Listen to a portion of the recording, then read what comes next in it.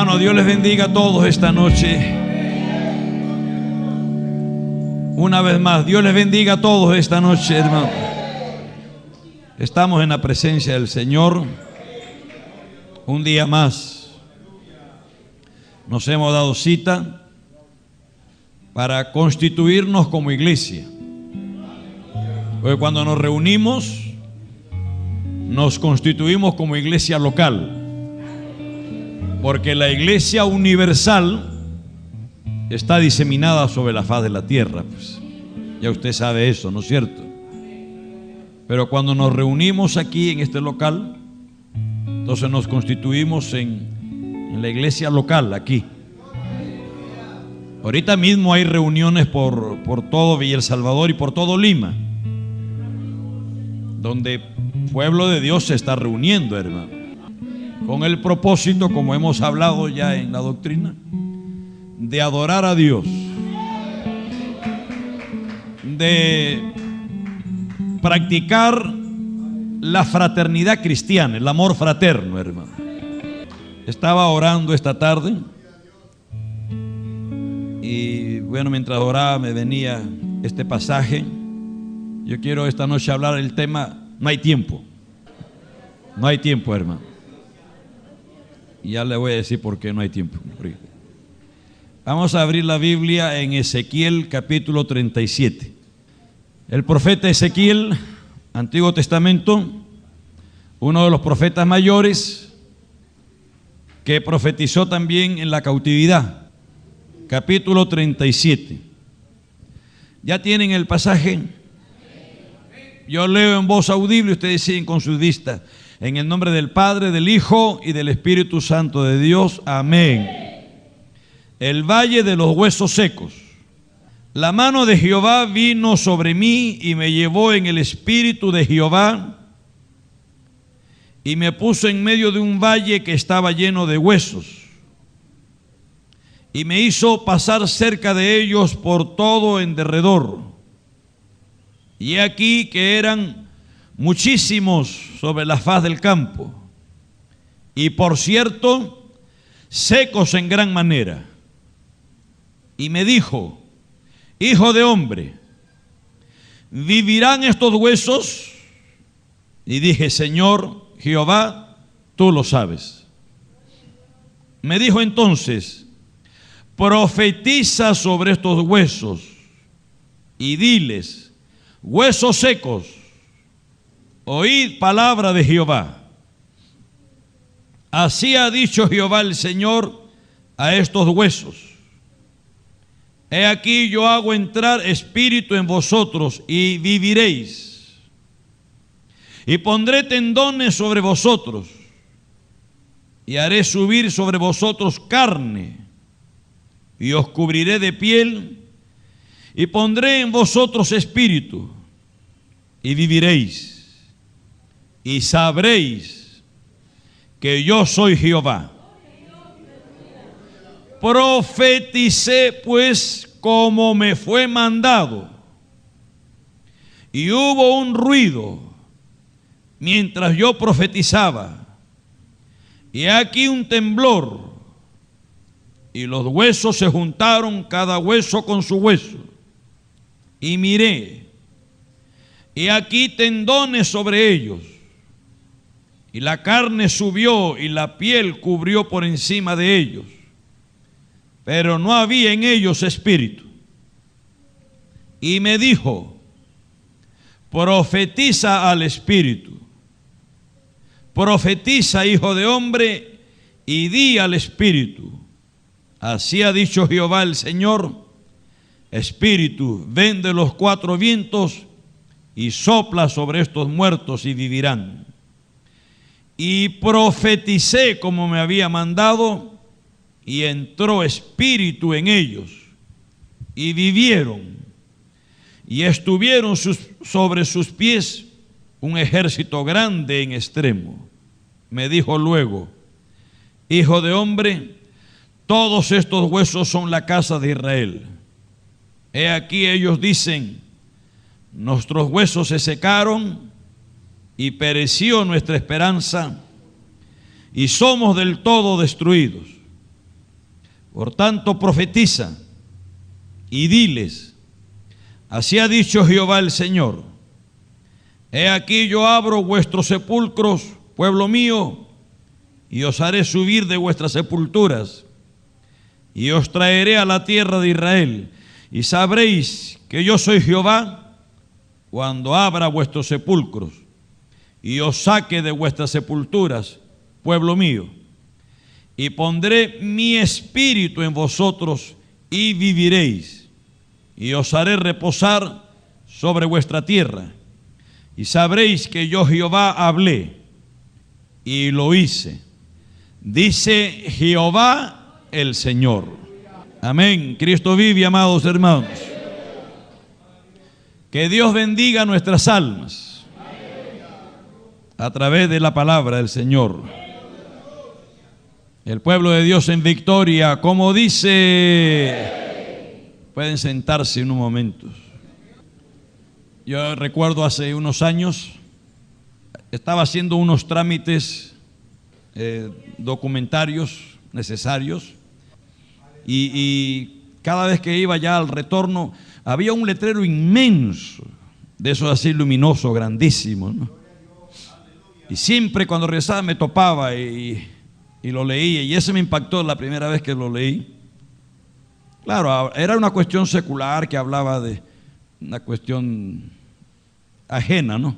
Pero la frase que decía, estaba en inglés, ¿no? Pero es fácil interpretarla.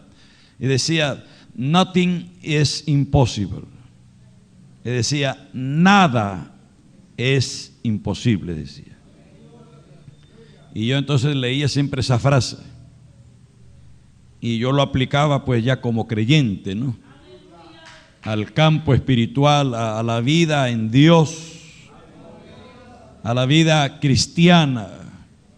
Y muchos pasajes pues venían a la mente, que para que eso ocurra, dice Pablo, que tiene que la palabra de Dios morar abundantemente en nuestros corazones, hermanos. Porque la palabra de Dios es, hermanos, nuestro auxilio, nuestro socorro en las tribulaciones. Cuando estamos pasando momentos difíciles, el Espíritu de Dios echa mano de lo que tenemos en el alma, so pretexto de negligencia, la negligencia, so pretexto usando vanamente la palabra de Dios, que dice de que abre la boca y yo te la llenaré, dice el Señor. Entonces usan eso bajo el pretexto de su ociosidad, de su haraganería, mucha gente, hermano, y no cumplen su responsabilidad. Pero el Espíritu Santo usará a la persona según lo que tenga dentro. Si usted tiene abundantemente la palabra de Dios en su corazón, como dice Pablo, mire, en el momento de la dificultad, el Espíritu Santo va a echar mano de esas herramientas que usted tiene ahí guardadas, y le va a hacer recordar pasajes, palabras, como por ejemplo: todo lo puedo en Cristo que me fortalece. Amén, amados hermanos. Alabado sea el nombre de Dios. Pero siempre, hermanos, cada vez que iba, y que fue por buen tiempo, encontraba ese letrero que decía: nada es imposible, ¿no? Y yo decía: para Dios nada es imposible. Dios está llamándonos a hombres, Dios llama a hombres para realizar no lo posible, sino lo imposible. Ya se fueron, parece, ya se desenfocaron ya, hermano. Alabado sea el nombre del Señor Jesús. Lo posible lo puede realizar el mundo secular, en el área de lo posible. Pero lo imposible, ¿quién lo va a realizar? Dios está llamando hombres. Dice Leonard Ravenhill, que estaba leyendo también paralelamente, ¿por qué no llega el avivamiento? Él dice: los predicadores tratan con posibilidades, los profetas con imposibilidades. El Dios que servimos es el Dios de lo imposible. Dicen amén, amados hermanos.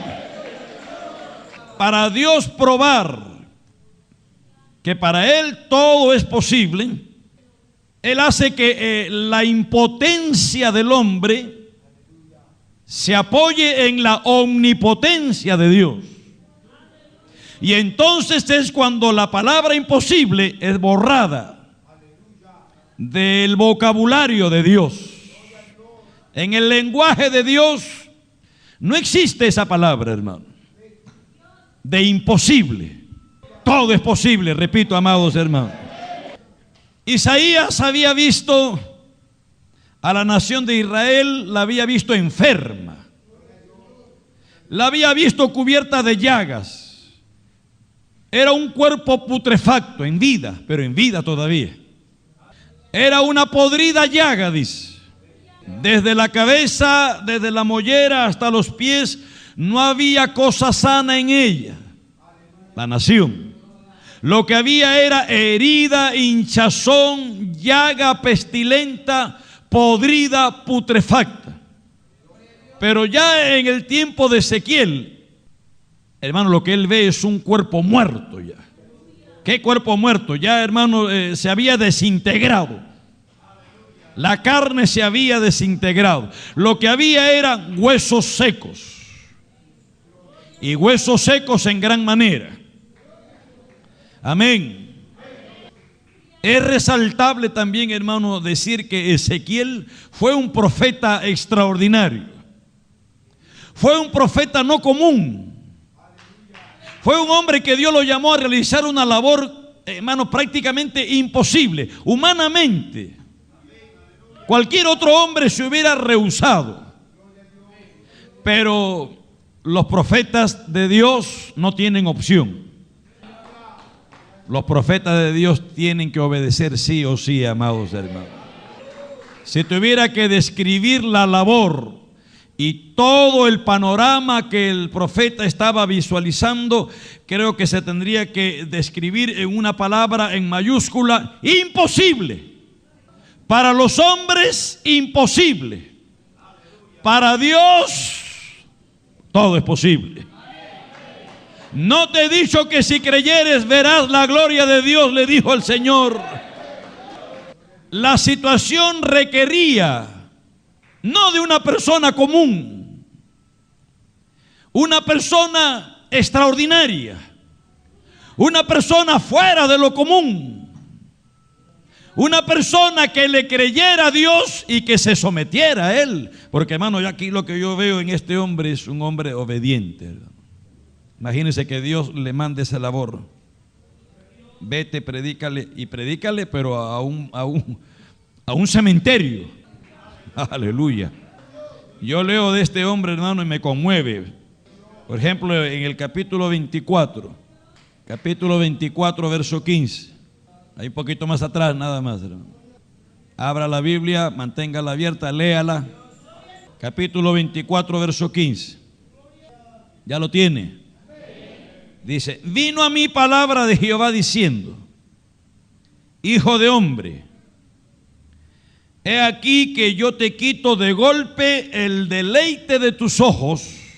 No endeches, ni llores, ni corran tus lágrimas.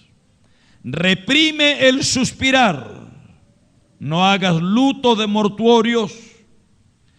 Ata tu turbante sobre ti y pon tu zapato en tus pies y no te cubras con rebozo, ni comas pan de enlutados. Hablé al pueblo por la mañana y a la tarde murió mi mujer. ¿Quién era el deleite de sus ojos? Era la esposa del profeta. Y Dios le dice: yo te la quito de golpe. El hombre amaba a su mujer. Era el deleite de sus ojos, era con el que él se deleitaba, era su mujer, la compañera de su juventud. Sin embargo, el Señor encontró en Ezequiel un hombre a quien podía exigirle estas cosas. Eso no lo hace con cualquiera, hermano. Eso no lo hubiera hecho con, creo, ninguno de los que estamos aquí, hermano. Pero Ezequiel, repito, era un hombre que Dios lo había forjado, Dios lo había formado en el yunque de la aflicción, en el fuego de la persecución, de la aflicción, de la adversidad. Es allí donde Dios forja el temperamento, el carácter de los hombres que podrán tornar lo imposible en posible. Dicen amén, amados hermanos. Hablé al pueblo por la mañana y a la tarde murió mi mujer, y a la mañana hice como me fue mandado. O sea, mire, los hombres que Dios llama para labores exclusivas ya no dependen de sí, ya no dependen ni de sus emociones o sentimientos. Son personas, por eso se conocen como esclavos de Dios, siervos de Dios. Un siervo o un esclavo, Pablo decía que era esclavo de Jesucristo. Hermanos, los esclavos perdían sus derechos. Un esclavo no tenía derecho a reclamar. Un esclavo no tenía derechos. No tenía derecho a reclamar ni identidad siquiera. A los esclavos los conocían, este es esclavo de fulano de tal. O la señora esclava Irene. No decían, ella es esclava de fulano de tal. No le conocían ni por nombre. No tenían derecho, no podían reclamar, no podían exigir. Vivían para sus amos. Y la Biblia dice que somos esclavos de Jesucristo nosotros. ¿Eres esclavo de Jesucristo? Un poco raro el amén, ¿no? Pero Ezequiel sí lo era, hermano. Y el hombre, Dios le mandó. Por eso yo veo aquí un hombre de fe, de obediencia, hermano. Ezequiel fue un hombre obediente. A veces la obediencia a Dios demanda aún el que tengamos que a veces ir contra reglas y normas humanas, hermano. Por eso es que los hombres de Dios, los profetas de antaño, eran gente impopulares. También eran hombres solitarios. No gozaban de mucha compañía. No había mucha gente que querían ser compañeros de estos hombres. Eran hombres insoportables. Eran hombres irresistibles. Eran hombres peligrosos también. ¿Me están escuchando, amados hermanos? Eran gente impopular. Siempre iban contra la corriente. Siempre. Eran gente detestable. El pueblo los tenía como gente, hermanos, que más bien los atormentaba. Eran gente imposible de aceptarlos. Eran hombres malagüeros, como lo llamaríamos hoy día, porque siempre estaban declarando cosas negativas. Eran negativistas. Eran gente que le declaraban al pueblo su pecado, su maldad. Iban contra la corriente. Ahí tiene usted a un tal Micaías.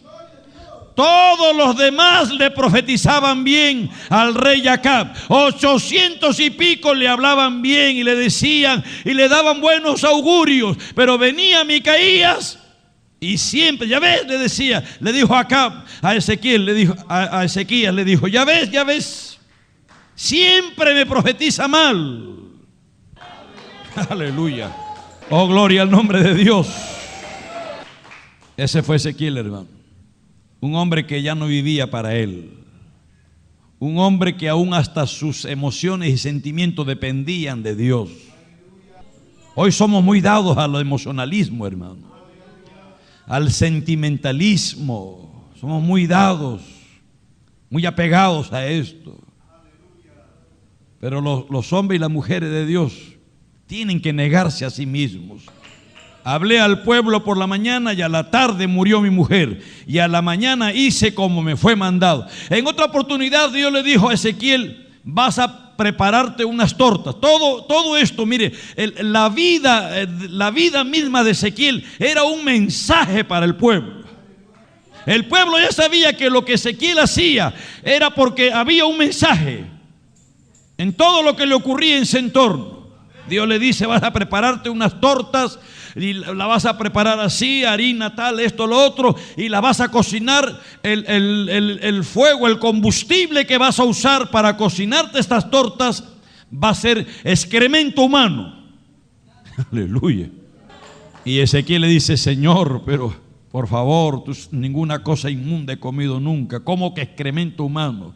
Por favor, Señor. Y el Señor le dice: bueno, vamos a cambiar el combustible. No va a ser excremento humano, estiércol de animal. Pero siempre tiene que ser estiércol, le dice. Y Ezequiel lo hizo. El hombre obedeció. Hermano, a veces cuando estamos en el camino del deber de Dios, la obediencia a Dios, hermano, no esperes ser entendido. No esperes ser aplaudido. No esperes la palmadita en el hombro. No esperes el reconocimiento. No esperes los elogios. Más bien espera todo lo contrario. Te abandonarán todos, aún tu familia te abandonará. Pero ¿qué importa si Dios va contigo, amado hermano? ¿Cuántos dicen amén? Mejor es que todos lo abandonen, pero que Dios no te abandone. Antes que gozar del aprecio, de la popularidad, pero que Dios se desagrade de tu vida. Tú eliges. Tú escoges. Como decía el hermano Ortiz, es mejor con Cristo crucificado. Aunque sea crucificado, pero es mejor con Jesucristo. ¿Qué dicen ustedes? El mensaje que Ezequiel predicó era un mensaje de vida. No había, hermano, una magnífica declaratoria doctrinal. No había un magnífico mensaje de erudito. No había un mensaje sazonado con retórica, florido con la homilética, que todo eso no es más que los adornos florales del féretro muerto. El mensaje de Ezequiel era un mensaje de vida. Tenía que impartir vida. Amén, gloria a Dios. El mundo no está esperando una nueva redefinición de lo que es el Evangelio. El mundo lo que necesita es una demostración del poder de Dios. El poder del Evangelio. ¿Cuántos pueden levantar su mano y decir amén? Ya, hermano, la iglesia está cansada. Hay demasiados buenos predicadores. Elocuentes predicadores, demasiados. Lo que el mundo necesita no son más predicadores, no son más oradores. Hay suficiente. El mundo no necesita estas cosas. El mundo necesita una redefinición de lo que es el poder del Evangelio. Vamos un momento a 1 Corintios. Recuerde que estoy hablándoles bajo el título No hay tiempo. 1 Corintios capítulo 2. Ya les voy a decir ahorita por qué no hay tiempo. Gloria a Dios. Hace meses, era por medio año, alguien me dijo que no había tiempo. Hoy día, mientras estaba orando, leyendo la Escritura, y como digo, paralelamente también leyendo, esbozando el libro de Leonard Ravenhill, ¿por qué no llega el avivamiento? Abrí en una página y lo primero que me impactó, que lo había subrayado yo hace años, era la frase esta: no hay tiempo. Y me detallaba más. Yo sentí uno siente cuando la administración de Dios, ¿no, hermano? Dice 1 Corintios 2, proclamando a Cristo crucificado. Dice: así que, hermanos, cuando fui a vosotros para anunciaros el testimonio de Dios, no fui con excelencia de palabras, o de sabiduría. Esto debido a lo que algunos intérpretes, exégetas de las escrituras respetables, muy respetables por mí, hermano, consideran de que Pablo había tenido un traspiés. Había llegado a Atenas. En Atenas no tuvo, hermanos, los resultados que se hubiera querido. Creo que solamente Dionisio, el Areopagita, y creo que otra mujer, fueron uno o dos nada más que se convirtieron. Y eso lo hizo a Pablo porque, repito, los comentaristas respetables dicen, ¿no?, que Pablo allí cometió un error. Dicen los exégetas. Se quiso poner a la altura de los filósofos. Se quiso poner a la altura de los grandes sabios que había en Atenas, que era cuna de la sabiduría. Ustedes lo saben, que ahí solamente se interesaban en oír cosas nuevas. Estaba el Areópago, donde se reunían, de ahí de Atenas, Grecia, pues salieron estos grandes pensadores, Platón, Sócrates, pensadores, gente que se dedicaban a filosofar. Y ahí en el Areópago se reunían estos grandes, entre paréntesis, pensadores. Y cuando Pablo llegó y lo oyeron, lo llevaron al Areópago y le dijeron: a ver, ¿qué nueva enseñanza, qué forma nueva de filosofar, de enfocar la vida nos traes? Háblanos. Y entonces Pablo, yo no me atrevo a decir si cometió un error o no, pero le estoy repitiendo lo que he leído de algunos comentaristas reconocidos, respetables, que ahí Pablo fracasó, dice, porque se quiso poner a la altura de los grandes filósofos y hablarles en su lenguaje. Es más, hasta citó a uno de sus poetas, como dice también su poeta, dice, y lo citó, ahí está usted en Hechos 17, usted lo lee. Y los resultados no fueron lo que se esperaban. Uno o dos se convirtieron. Los demás, cuando lo oyeron y Pablo habló de la resurrección, le dijeron: va, palabrero, ya te vamos a escuchar después, le dijeron. Estás hablándonos tonterías, lo mismo, está dando vuelta, palabrero. Pero ahora llega a Corinto en su viaje misionero. Y Pablo llegó a Corinto y dijo: ahora, cuando llegué a vosotros, ya no fui con palabras persuasivas de humana sabiduría. Oh, gloria al nombre del Señor Jesús. Así que, hermanos, cuando fui a vosotros, Corinto fue después de haber estado en Tesalónica, de haber pasado por Berea y haber llegado a Grecia, Atenas, y de ahí saltó a Corinto. Y ya con la experiencia que había tenido, si es que fue un error, no lo sé, pero con la experiencia que había tenido en Atenas, entonces llega a Corinto y él dice: pues me despojo de todo ese manto de conocimientos humanos, me despojo de toda esa mente de filosofar hueca, vacía, y ahora me propongo no saber nada entre vosotros, sino a Cristo y a este crucificado, dice. Así que, hermanos, cuando fui a vosotros para anunciaros el testimonio de Dios, no fui con excelencia de palabras o de sabiduría humana, ¿no? Pues me propuse no saber entre vosotros cosa alguno, sino a Jesucristo y a este crucificado.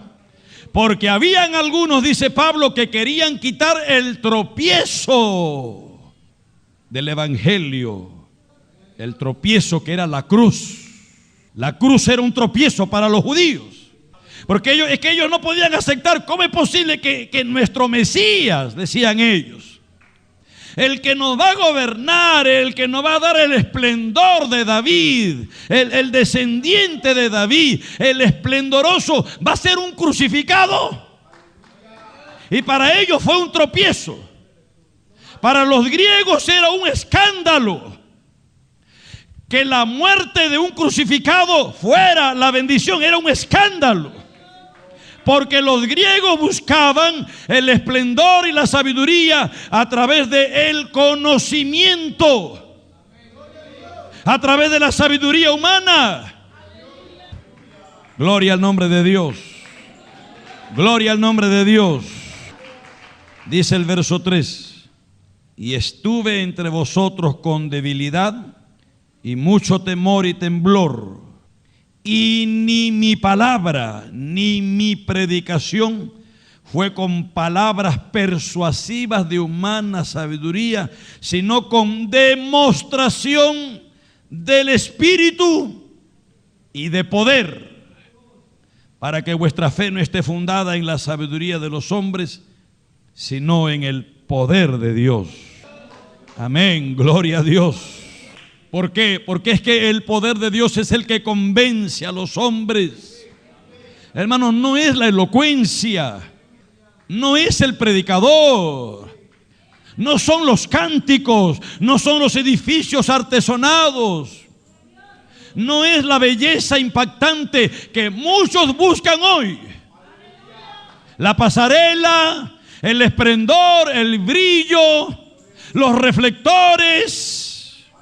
Muchos buscan eso, pero eso no es lo que impacta. Eso no es lo que cambia una vida. Eso no es lo que convence de pecado. Cristo dijo: cuando venga el Espíritu Santo, Él convencerá de pecado a la humanidad. Es el Espíritu Santo de Dios. Puedes levantar tu mano y alabar a Dios. El día del Pentecostés, Pedro, lleno del Espíritu Santo de Dios, se puso en pie y le habló, hermano, a una congregación de miles de personas. Y, hermano, hablándole, la congregación, dice, quedó compungida. Y estando redarguidos, le dijeron: varones, ¿qué haremos? Y Pedro le dice: arrepentíos, convertíos, vuélvanse a Dios. Hermano, y una multitud de 3,000, ya conoce usted la historia. Alabado sea el nombre de Dios. Oh, Cristo vive. Les he traído un extracto del libro ¿Por qué no llega el avivamiento? Permítanme. Donde este hombre de Dios, que ya murió ya por los años 80, 82 creo, 83 fallece. Pero este hombre de Dios escribe ese libro, se lo recomiendo. Léalo, hermano. Y él dice: unción. ¿Qué es unción? Apenas lo sé, pero sé lo que no es, o por lo menos sé cuando no está sobre mi alma. Predicar sin unción mata, en lugar de dar vida. El predicador falto de unción es sabor de muerte para muerte. La palabra no se hace viva a menos que la unción divina esté sobre el predicador. Por lo tanto, el predicador, sobre todas las cosas, debe buscar unción. Con la bendición de Dios, un predicador espiritual producirá gente espiritual. Pero la unción, dice Leonard, no es una paloma que bate las alas sobre los cristales o contra los cristales para entrar en el alma del predicador, sino que tiene que ser perseguida. La unción tiene que ser alcanzada. La unción no puede ser aprendida, cual arte, sino que debe ser ganada. Tiene que ser conseguida por medio de la oración. La unción es la medalla divina concedida al predicador, que como soldado ha luchado agónicamente de rodillas en oración y ha obtenido la victoria. La victoria no se obtiene en el púlpito disparando descargas intelectuales, sino en el retiro de la oración. Es una batalla ganada o perdida antes de que el predicador suba al púlpito. La unción es cual dinamita. La unción no viene por las manos del obispo, ni tampoco se disipa cuando el predicador es puesto en una prisión. La unción penetra y derrite, endulza y ablanda. Cuando el martillo de la lógica y el fuego del humano celo fracasan en abrir los corazones, la unción logra abrir los corazones. La iglesia se muestra pobre en cuanto a la oración. Tenemos mucha organización, pero pocos penitentes. Tenemos muchos espectáculos y actores, pero pocos orantes. Muchos cantantes, muchos cantores, pero pocos corazones heridos.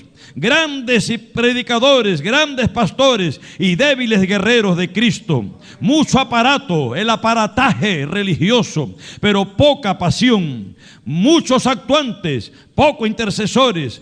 Muchos escritores, pocos luchadores. Fallando en esto, fallamos en todos. Hermanos, si hacemos la obra de Dios a la manera de Dios, en el tiempo de Dios y con el poder de Dios, tendremos la bendición de Dios. Tendremos la bendición de Dios y la maldición del diablo. Cuando Dios abre las ventanas para bendecir a su pueblo, el diablo abre las puertas del infierno para atacarnos. La sonrisa de Dios es el ceño de Satanás. Termina la cita. Repito, y hoy día ahí leyendo, en un momento decía, no hay tiempo para levantar otra organización. Eso fue lo que a mí yo lo había subrayado hace años, pero hoy día me impactó así de una forma y me fui leyendo. No hay tiempo. No podemos pensar nosotros en que vamos a levantar una organización, en que vamos a engrandecer una organización. No hay tiempo para eso, hermano. Lo que tenemos que hacer es predicar el evangelio del Señor Jesucristo. Y yo estaba orando y decía, Señor, y si no hay tiempo, ¿qué hacemos? Predica, me decía. Bueno, yo sentía así, predica. Así como estamos organizándonos para hacer círculo de oración todas las semanas, todos los lunes en varios lugares, también tenemos que predicar todas las semanas, hacer campaña. ¿Qué le parece a usted, amado del mundo? Bueno, eso fue lo que yo sentí. No hay tiempo. No podemos pensar en que vámonos, que el nuevo amanecer. Y no, quítese de la cabeza eso. No hay tiempo para levantar otra organización. No hay. No sé. Solamente yo recibí eso. Entonces, ¿qué hay que hacer? La gran encomienda. Hermanos, no podemos enfocarnos. Leonard Ravenhill dice, hablando él escribió hace décadas, se llenan estadios pero de creyentes, almas salvadas, y quedan las almas inconversas. O sea, se hacen labores para exaltar el nombre de una organización, lo dice Ravenhill, y queda el mundo impío, queda el mundo inconverso, hermano. Hay que enfocarnos allí. Ya usted y yo somos salvos, ok, estamos acomodados, amén, ya tenemos el nombre escrito en el libro de la vida, pero ¿y qué las almas que están perdidas? Que según la estadística de Ravenhill, mueren 85, en ese tiempo, 85 almas por minuto sin salvación. ¿Cuántos miles están muriendo y yendo al infierno, hermano? El mundo está en tinieblas, la iglesia está en luz, pero ambos duermen. Y como les decía el otro día, la iglesia durmiendo el sueño de la indiferencia, hermano. Vamos a organizarnos, sí, pero para hacer campañas. ¿Qué dicen ustedes, amados? Semanalmente. Yo no sé si alguno no podrá aguantar ese ritmo. Bueno, no importa. Aunque sea solo, me pararé y predicaré la palabra de Dios. Porque no queda tiempo. No queda mucho tiempo. Yo no sé cuánto faltará. En el reloj de Dios no sé cuánto tiempo falta para que todo esto se acabe. Pero les transmito lo que yo recibí. No hay tiempo para levantar otra organización. No piense eso. Quítese de la mente eso. Vamos a hablar de Dios. Vamos a predicar la salvación. Pero vamos a hacerlo en el poder del Espíritu Santo con demostración. Pablo lo hizo con demostración de poder, dice. Hoy no se ve eso, hermano. Hay carencia de poder. Es una autocrítica, hermano. Como los apóstoles, como Pablo demostraba, hermano, la demostración de espíritu y de poder. ¿Cómo, hermano? Bueno, habían transformaciones. Las almas eran redargüidas, pero había santidad en la iglesia. Santidad genuina, no meramente, hermano, elocuencial, sino es santidad genuina, interna y externa. Gloria a Dios. Habían señales, habían prodigios, habían sanidades. Donde quiera que pasaban los apóstoles, la gente sabía que ese era un hombre de Dios. Dice que sacaban los enfermos y los tiraban en las calles, en la pista, los tiraban en lechos, para que a lo menos la sombra de Pedro. Dios mío, hermano. Pedro pasaba y su sombra iba tocando. O sea, ellos veían más o menos Pedro a pasar por aquí, calculaban, se ponían, el sol está allá, Pedro por acá, su sombra, y lo ponían. Y pasaba, y la sombra de Pedro, hermanos, comenzaba a levantar enfermos. Los cojos se levantaban, los ciegos veían, los mudos hablaban, los paralíticos eran restaurados, leprosos eran limpiados. Había demostración de poder. Hoy, qué carente estamos, hermano. No hay tiempo, hermano. Si usted no se imbuye de esta idea, si usted no pone a un lado sus preocupaciones, sus requerimientos, sus necesidades personales y se dedica y se aboca a esto, bueno, usted pierde. Porque esto es, hermanos, premura. Esto es urgente. Vamos a ponernos de pie, queridos hermanos.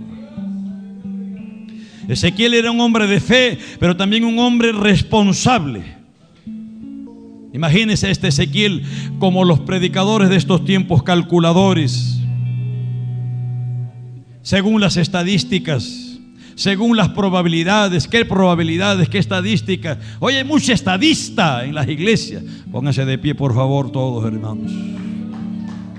Hay mucho estadista en la iglesia, hay muchos que viven de los números, las probabilidades. Cualquiera hubiera dicho, no, hasta aquí no hay probabilidades. Es más, estoy solo. Siquiera hubiera llamado al CNN, al canal aquí, a radioprogramas que vengan, porque eso es lo que les gusta a la gente. Exhibir sus dotes. Ezequías,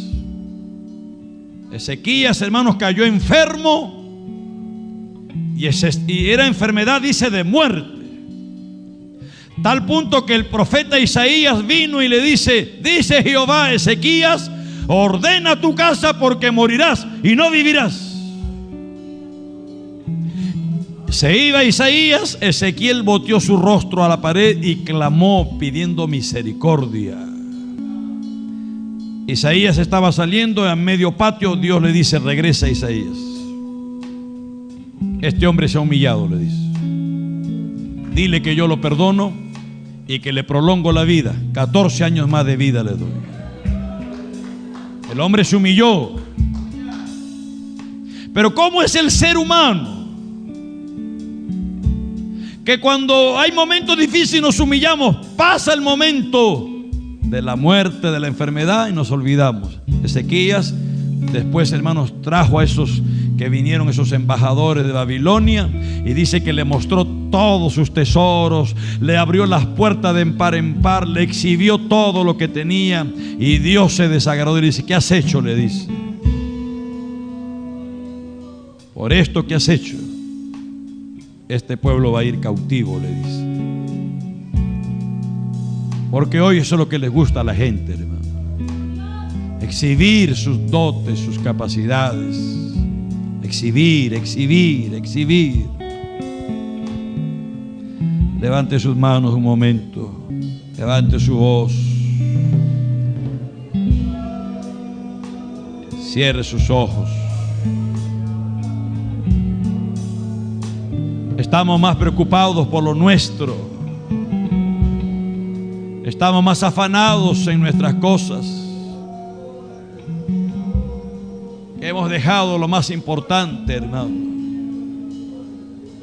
hemos puesto a un lado lo más importante, la necesidad primaria. Dios va a demandar. No hay tiempo. Busca el reino de Dios y su justicia primeramente. La iglesia está pasando un momento bien difícil, hermano. Hay creyentes enfermos. Hay creyentes desalentados, desanimados. Hay creyentes indiferentes. Está viniendo una obra diabólica fuerte, hermano. Creyentes que no pueden orar, no sienten libertad para orar. Hay una obra diabólica. Hay una obra satánica, hermano. Ya lo dijo Ravenhill. Cuando Dios abre las ventanas para bendecir a su pueblo, el diablo abre las puertas del infierno para atacar a su pueblo. La sonrisa de Dios es el ceño de Satanás. Dale gloria a Dios. No te extrañes como si algo raro estuviera aconteciendo. No es raro, es el fuego de la prueba. Tenemos que ser probados. Dios nos prueba de diversas maneras. Oh, gloria a Dios. Oh, gloria a Dios. Oh, gloria a Dios. Una de las maneras que Dios nos prueba son circunstancias adversas prolongadas, como le ocurrió a José en Egipto. Circunstancias adversas prolongadas. No estamos hablando de adversidad de 5 minutos, un día y al día siguiente. No, prolongadas. Etapas de aridez, etapas insípidas, largos periodos, a veces son años. ¿Estarás dispuesto y dispuesta a ser probado? Oh, gloria a Dios. Otra de las maneras que Dios nos prueba es aflicción física y emocional, como la de Job. Aflicción física y emocional, una enfermedad. ¿Quién sabe? Un cáncer, la muerte de un ser querido, aflicción física, emocional. Y Dios probando, Dios, ay, sacaba candarabas. Oh, se matore candarabas. Otra de las maneras como Dios nos prueba es la aparente demora en el cumplimiento de la promesa de Dios, como en el caso de Abraham y Sara. Aparentemente Dios demoraba. Dios le había dicho la promesa. Pasaron 25 años y no llegaba el cumplimiento, pero a mí Dios me ha dicho, dicen los creyentes, a mí Dios me ha hablado, a mí Dios me ha dicho, y pasan los años y no se cumple, y pasan los años y aparentemente demora. ¿Que Dios se equivocó? ¿No te habló Dios? No, Dios te está probando.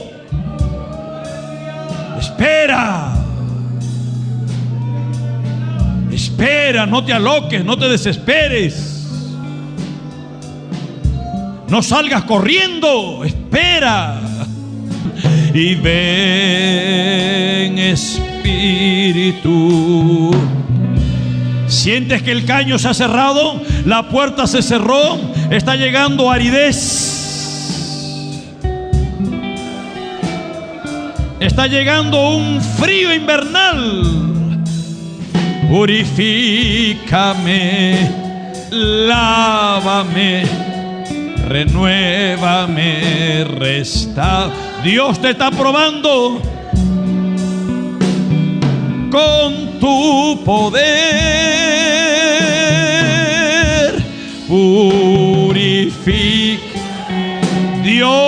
está probando a su pueblo. Dios está probando a su pueblo. Te quiero conocer, Señor.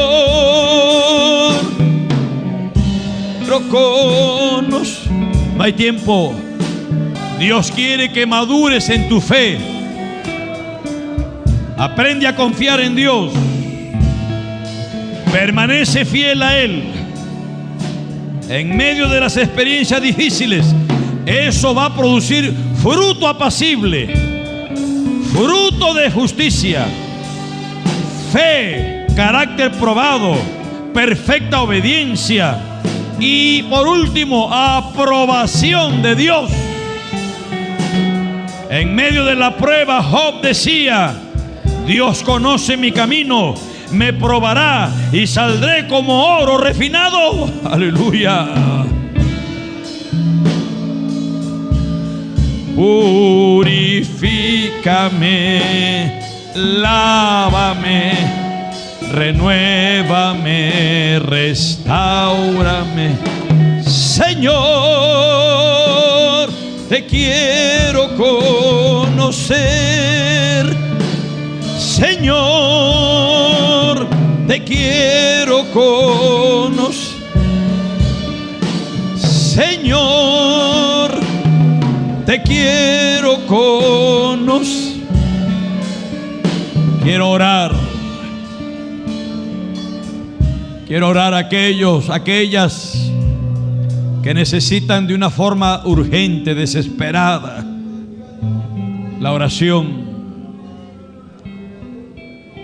Porque siente que las fuerzas le están faltando. Se siente cansado, cansada del camino. Se sientes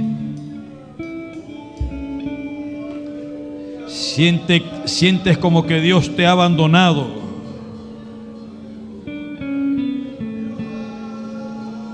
Dios no abandona. Dios no te ha abandonado. Dios no te ha abandonado. El diablo es el que quiere hacerte creer eso.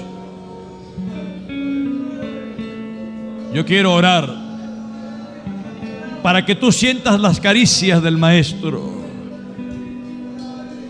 Puedes venir aquí al altar. Puedes dar un paso aquí para orar por ti, para pedirle a Dios que te ayude, que te levante, que te socorra. Todos necesitamos la ayuda de Dios. Cansado del camino, sediento de ti, un desierto he cruzado, sin fuerzas me he quedado. Vengo a ti. ¿A dónde irás? ¿A dónde irás? Los apóstoles dijeron: Señor, ¿a dónde iremos? Si solo tú tienes palabra de vida eterna. ¿A dónde irás, hermana, hermano?